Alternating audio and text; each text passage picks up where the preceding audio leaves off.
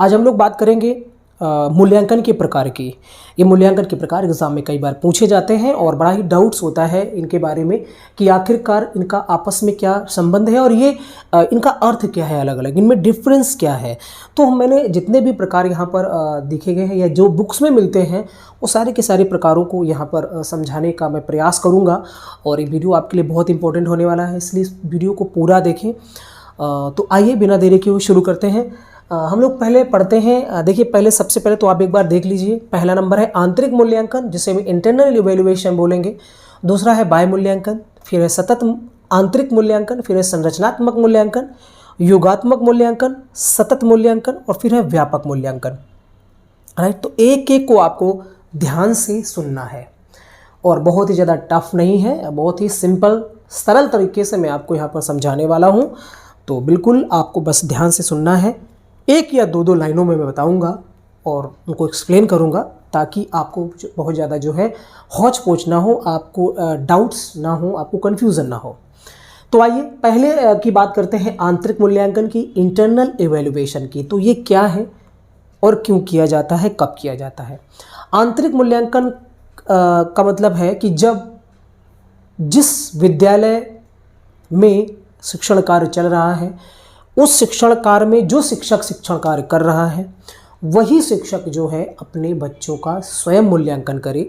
अर्थात विद्यालय के अंदर विद्यालय की किसी शिक्षक द्वारा या कक्षा अध्यापक द्वारा जब अपने बच्चे का स्वयं मूल्यांकन किया जाता है तो उसे हम आंतरिक मूल्यांकन कहते हैं। अर्थात जो शिक्षण कार्य करते हैं शिक्षक वही अपने बच्चों का मूल्यांकन करते हैं।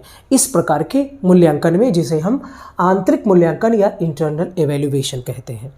पहली बात तो ये, ठीक है, पहली बात आपको ये याद रखनी है कि कक्षा अध्यापक या विद्यालय के अध्यापक ही इसका मूल्यांकन करेंगे और उसी विद्यालय के छात्रों पर, कोई बाहरी नहीं करेगा। इसका मतलब ये हुआ। लेकिन अब बात यह है कि इस आंतरिक मूल्यांकन का फ़ायदे की अगर बात करें कि ऐसा क्यों, ये आंतरिक मूल्यांकन क्यों, इसके लाभ क्या होंगे, तो इसके लाभ ये होते हैं कि जो शिक्षक शिक्षण कार्य किया है उसको अपने छात्रों के बारे में जितना जानकारी रहती है उतना किसी बाहरी शिक्षक को या किसी दूसरे शिक्षक को जानकारी नहीं रहती है। उसके बारे में बच्चे की रुचियों के, अभिवृत्तियों के, क्षमताओं, योग्यताओं के बारे में जितनी जानकारी शिक्षण कार्य करने वाले, उस बच्चे के शिक्षण कार्य करने वाले शिक्षक को होती है उतना किसी दूसरे को नहीं होती है। तो माना यह जाता है कि ऐसे में वो शिक्षक ही बेहतरीन तरीके से, बेहतर ढंग से उस बच्चे का एक वैध विश्वसनीय मूल्यांकन कर सकता है। राइट, लेकिन अब इसके कुछ दुष्परिणाम भी देखने को मिलते हैं। ये दुष्परिणाम तब देखने को मिलते हैं जब शिक्षक क्या करेगा, पक्षपातपूर्ण तरीके से अपना जो मूल्यांकन है वो करने लगता है। कई बार ऐसा ही होता है कि शिक्षक जो है, कुछ शिक्षकों को कुछ बच्चे पसंद होते हैं, वो मूल्यांकन में उनको ज़्यादा नंबर दे देते हैं। कुछ बच्चों पसंद नहीं होते हैं तो उनको मूल्यांकन में कम अंक देते हैं। तो ऐसे में बालक की जो वास्तविक योग्यता है, उसकी जो क्षमता है, उसके मुताबिक उसको अंक नहीं मिल पाते हैं और यही वजह होती है कि बाद के शिक्षण में फिर उसको परेशानी होती है। देखिए एक चीज़ मैं आपको यहाँ पर और क्लियर कर दूँ कि जो मूल्यांकन है, मूल्यांकन में हम बालक के अंदर जो चीज़ें हैं उसकी मात्रा का भी हम अंकन करते हैं और साथ साथ में हम उसके गुणों का भी अंकन करते हैं। अगर हम मूल्यांकन कर रहे हैं किसी का, सपोज करें मैं आपका अगर मूल्यांकन करना चाहता हूं तो मैं सिर्फ ये नहीं देखूंगा कि कोई गुण, कोई योग्यता आपके अंदर कितनी मात्रा में है, मैं ये भी देखूंगा कि वो जो जितनी मात्रा में है वो उसमें क्वालिटी है कि नहीं। सिर्फ क्वांटिटेटिव चीज़ नहीं देखेंगे बल्कि हम क्वालिटेटिव भी देखेंगे, अर्थात क्वांटिटी के साथ साथ हम उसका क्वालिटी भी देखते हैं। तो ये क्या कहलाता है, मूल्यांकन। अर्थात मात्रा का अंकन और साथ साथ में वैल्यू का अंकन जब हम करते हैं तो उसे हम मूल्यांकन कहते हैं। ये चीज़ आप यहाँ पर समझ लीजिए।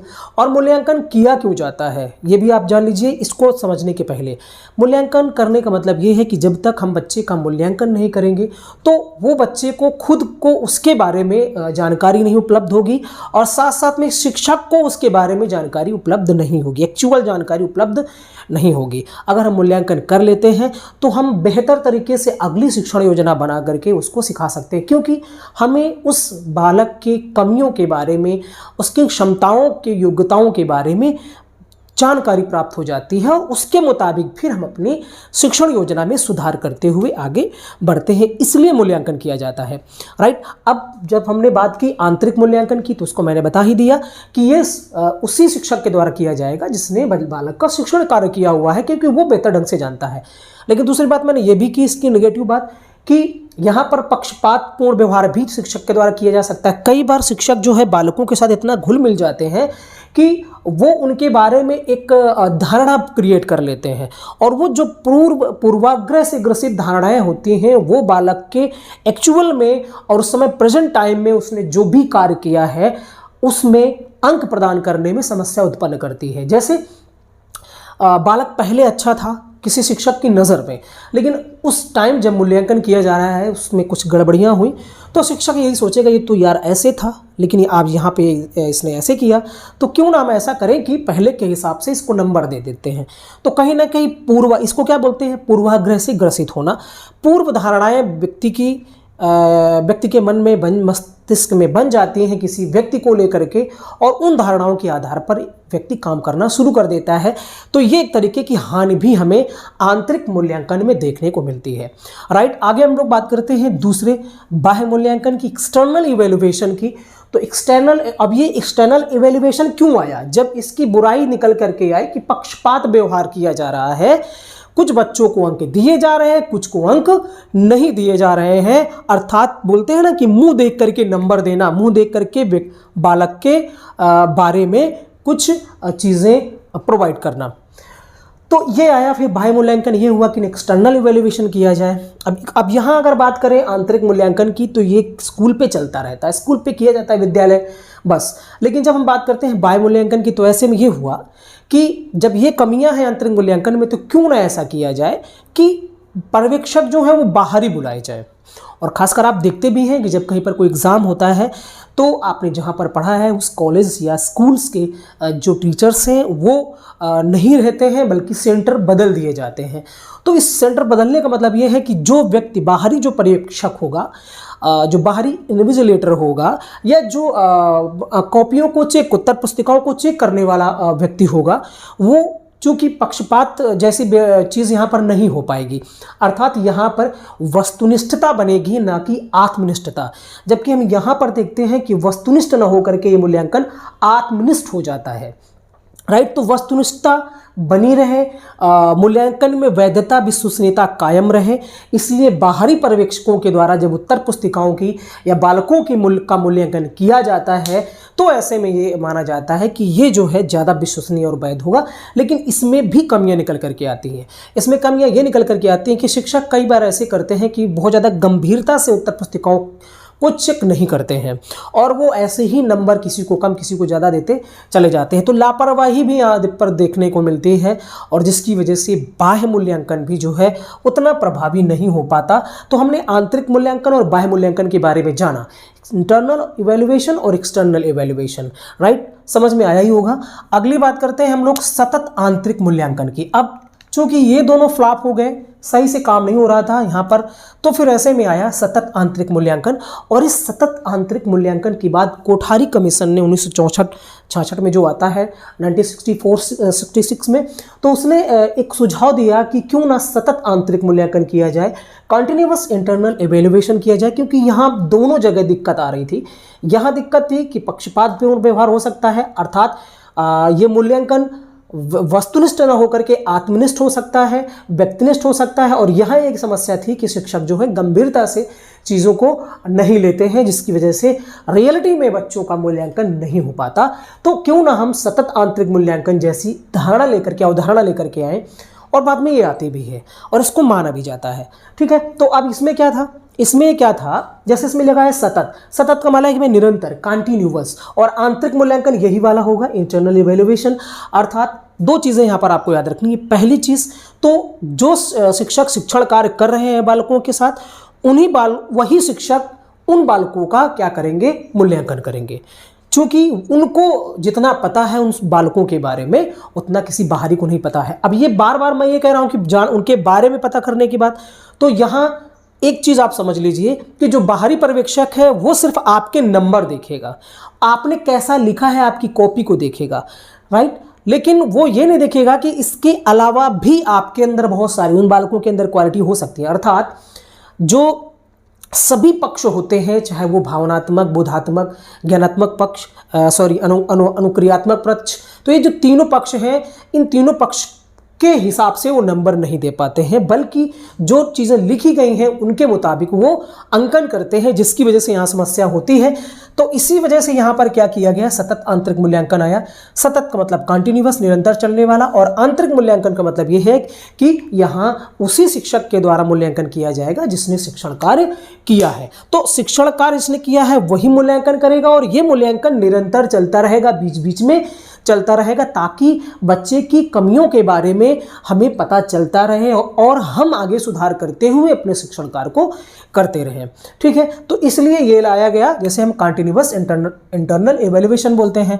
अगला नंबर है 4, संरचनात्मक मूल्यांकन, फॉर्मेटिव इवैल्यूएशन। तो जब हम सतत आंतरिक मूल्यांकन की बात करते हैं तो इसमें संरचनात्मक मूल्यांकन शामिल रहता है, फॉर्मेटिव इवैल्यूएशन शामिल रहता है। अब संरचनात्मक मूल्यांकन क्या है?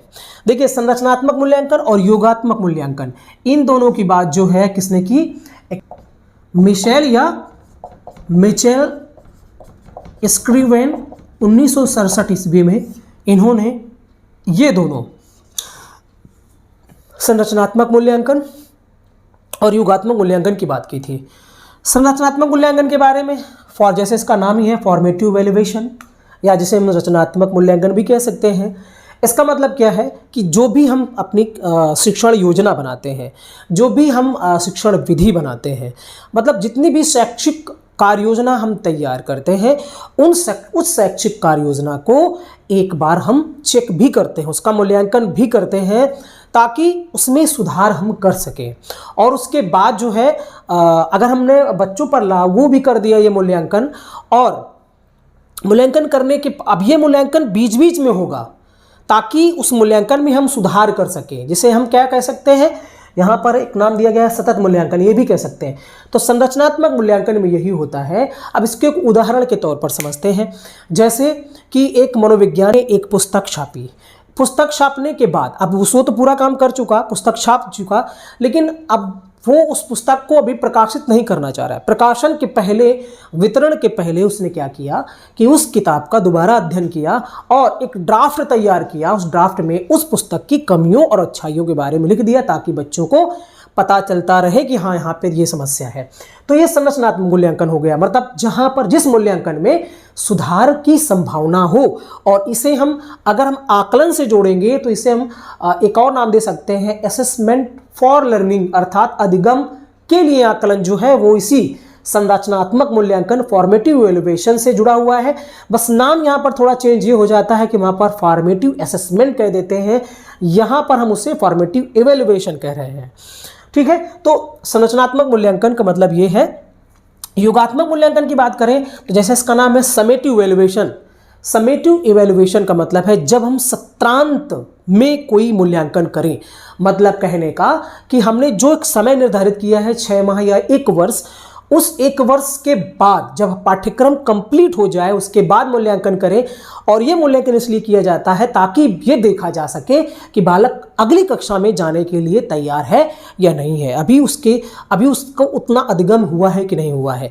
तो यहाँ योगात्मक मूल्यांकन में लास्ट में एकदम सारी चीज़ों का मूल्यांकन किया जाता है, लेकिन इसमें सुधार की कोई गुंजाइश नहीं होती है। लेकिन यहाँ पर सुधार की गुंजाइश होती है। यहाँ पर दैनिक, साप्ताहिक और मासिक, त्रैमासिक, छमाही, इस तरीके की परीक्षाओं का आयोजन किया जाता है मूल्यांकन के लिए, जिसे हम संरचनात्मक मूल्यांकन कहते हैं।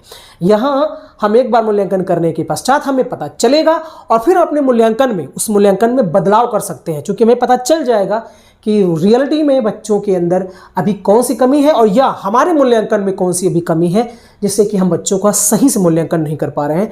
तो एक सुधार की गुंजाइश यहाँ पर होती है, लेकिन यहाँ पर सुधार की कोई गुंजाइश नहीं होती है, जिसे योगात्मक मूल्यांकन कहते हैं। ठीक है, तो जो भी शिक्षण योजना, जो भी कार्यविधि, जो भी शैक्षिक कार्य योजनाएं बनाई जाती हैं, उनका हम एकदम लास्ट में यहाँ पर मूल्यांकन करते हैं। और ये मूल्यांकन इसलिए किया जाता है ताकि हम देख सकें कि अभी तक जो बच्चों का अधिगम कराया गया है उनमें से उसको वांछनीय अधिगम हुआ है कि नहीं हुआ है, अर्थात जो हम चाहते थे वो मिला है कि नहीं मिला है। आगे हम बात करते हैं सतत मूल्यांकन की, कंटिन्यूअस इवैल्यूएशन की। तो सतत मूल्यांकन, जैसे इसका नाम है, ये निरंतर चलने वाला मूल्यांकन है। ठीक है, ये निरंतर चलता रहता है। ये शिक्षण अवधि के दौरान, शिक्षण के पहले और शिक्षण के लास्ट में, मतलब ऐसे चलता है। शिक्षण की शुरुआत में मूल्यांकन करेंगे, इससे ये पता चलेगा कि बच्चे का अधिगम स्तर क्या है, कितना उसको आता है। शिक्षण अवधि के दौरान इसलिए किया जाता है मूल्यांकन, ताकि ये पता कर सकें कि, और बच्चे को फीडबैक भी दे सकें, ताकि बच्चा जो है गलती को सुधारते हुए आगे बढ़े। तो गलती को सुधारने की गुंजाइश जो है यहाँ पर रहेगी, और इसके बाद लास्ट में किया जाता है। तो ये निरंतर सभी पक्षों को लेते हुए ये मूल्यांकन चलता रहता है। लेकिन जब हम व्यापक मूल्यांकन की, कॉम्प्रहेंसिव इवैल्यूएशन की बात करते हैं, तो यहाँ मतलब ये है कि जब हम बालक के सभी पक्षों, अर्थात ज्ञानात्मक, भावात्मक और प्रयोगात्मक, जिसे अनुप्रयोगात्मक भी कहते हैं, इन पक्षों का पूरी तरीके से हम मूल्यांकन कर सकें, अर्थात समग्र मूल्यांकन कर सकें। हम सभी पक्षों को देखें, सिर्फ एक पक्ष को नहीं। बालक को नॉलेज कितना है, उस नॉलेज को उसने कितना समावेशित किया हुआ है, धारण किया हुआ है, और उसका वो कितना प्रयोग कर पा रहा है। हम सभी पक्षों का मूल्यांकन जब करते हैं तो इसे व्यापक मूल्यांकन कहा जाता है।